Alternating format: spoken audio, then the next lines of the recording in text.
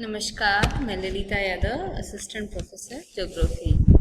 आज की इस क्लास में हम जनसंख्या या पॉपुलेशन के बारे में पढ़ेंगे। इस टॉपिक में हम जनसंख्या के सामान्य परिचय के बारे में जानेंगे। जनसंख्या क्या होती है, इसका अध्ययन क्यों किया जाता है और किसके अंतर्गत हम जनसंख्या को पढ़ते हैं और जनसंख्या की क्या क्या विशेषताएं हैं और उनकी विशेषताओं को हम सभी का जनरल परिचय हम इस क्लास में जानेंगे। सबसे पहले हम देखें कि जो जनसंख्या है इसका अध्ययन मानव भूगोल के अंतर्गत किया जाता है। हम पिछली क्लासों में ये चर्चा कर चुके हैं कि मानव भूगोल की जो अध्ययन का केंद्र बिंदु है वो मानव है। मानव भूगोल का एक जो महत्वपूर्ण तत्व है वो स्वयं मानव है, क्योंकि जो पर्यावरण के विभिन्न तत्व हैं उनको संसाधन बनाने वाला और उन संसाधनों का उपभोग करने वाला स्वयं मानव है। मानव सभ्यता के विकास में मानव का एक महत्वपूर्ण या जनसंख्या का एक महत्वपूर्ण योगदान है।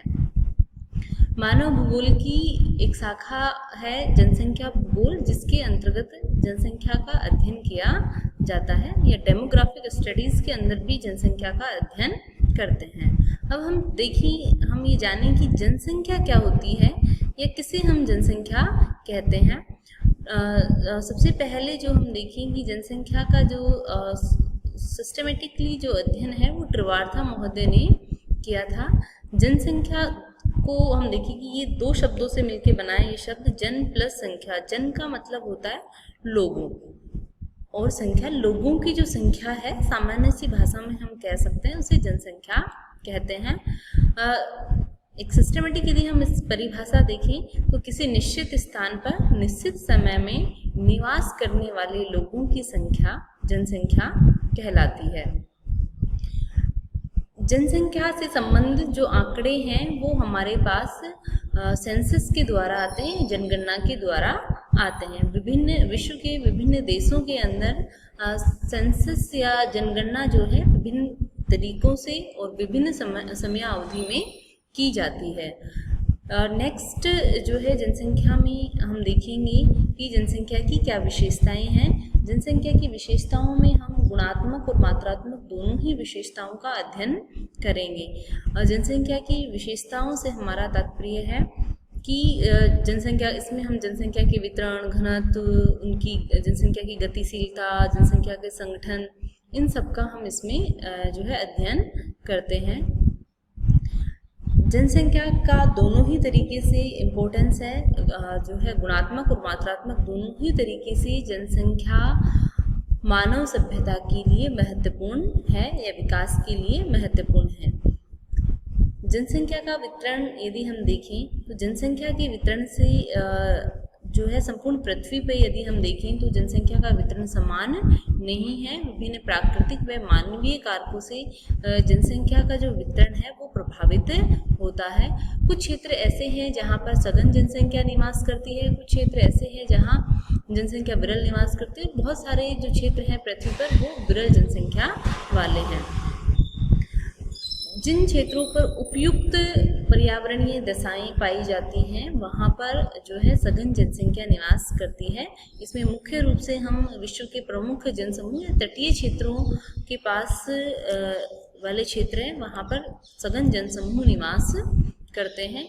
और जो प्रतिकूल जलवायु दशा वाले क्षेत्र हैं जैसे आर्कटिक क्षेत्र, अंटार्कटिक क्षेत्र, ऊंची पर्वतीय क्षेत्र, ये क्षेत्र ऐसे हैं जहाँ प्रतिकूल पर्यावरणीय दशाएं पाई जाती है। तो ये क्षेत्र जनशून्य क्षेत्र हैं। और जहाँ पे मॉडरेट प्रकार की जो जलवायु पाई जाती है तो वहाँ जनसंख्या विरल रूप से सीमित रूप में निवास करती है। इसके पश्चात हम जनसंख्या में अध्ययन करते हैं जनसंख्या घनत्व का। जनसंख्या घनत्व में हम जनसंख्या का क्षेत्र के अकॉर्डिंग या क्षेत्र वाइज जो है हम पढ़ते हैं कि किसी निश्चित वर्ग किलोमीटर प्रति वर्ग इकाई क्षेत्र में निवास करने वाली जनसंख्या को जनसंख्या घनत्व कहते हैं। जनसंख्या घनत्व को भी अलग अलग तरीके से कैलकुलेट किया जाता है, जिसका हम आगे अलग से एक लेक्चर में डिस्कशन करेंगे।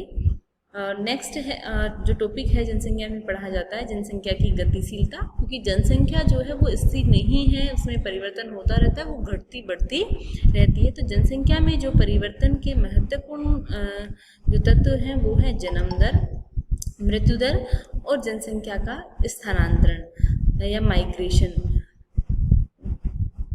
जन्म दर, मृत्यु दर और माइग्रेशन, इन तीनों के द्वारा ही जो है वो जनसंख्या वृद्धि का निर्धारण होता है। एक निश्चित समय अवधि में जनसंख्या में जो परिवर्तन होता है वो जनसंख्या वृद्धि कहलाती है।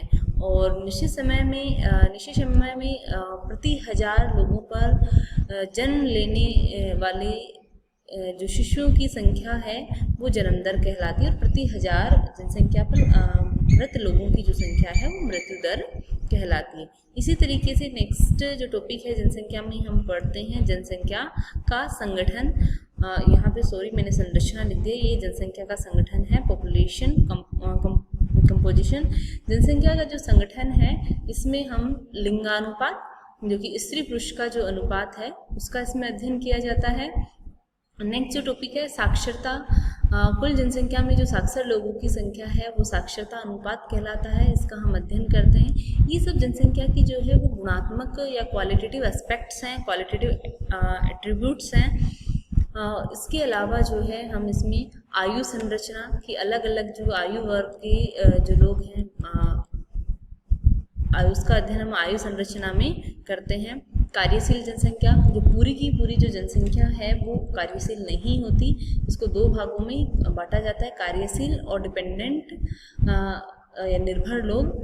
15 से 58 वर्ष की आयु के मध्य वाला जो आयु वर्ग है उसको कार्यशील जनसंख्या में सम्मिलित करते हैं। उससे जो 0 से 15 वर्ष के जो बच्चे हैं वो भी डिपेंडेंट है, और 58 या 60 अलग अलग देशों में अलग अलग है। उससे अधिक उम्र की जो वृद्ध जो जनसंख्या है वो भी डिपेंडेंट होती है। इसी तरीके से जनसंख्या के संगठन में हम ग्रामीण नगरीय जनसंख्या के अनुपात का भी अध्ययन करते हैं।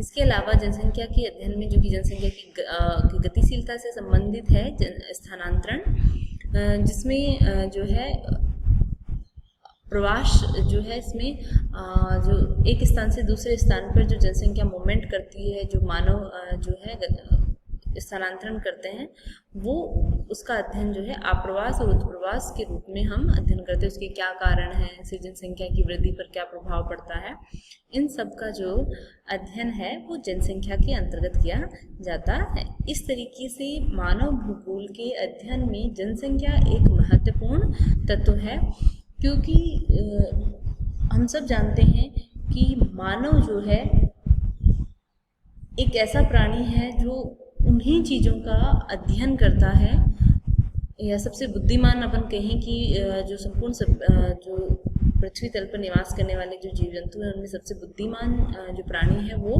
मानव है, और ये उन्हीं चीज़ों का अध्ययन या वही कार्य करता है जिनसे इसकी किसी न किसी आवश्यकता की पूर्ति होती है। और मानव भूगोल के तो अध्ययन का ही केंद्र बिंदु है, इसलिए इसमें जो है जनसंख्या का जो अध्ययन है वो महत्वपूर्ण होता है। धन्यवाद।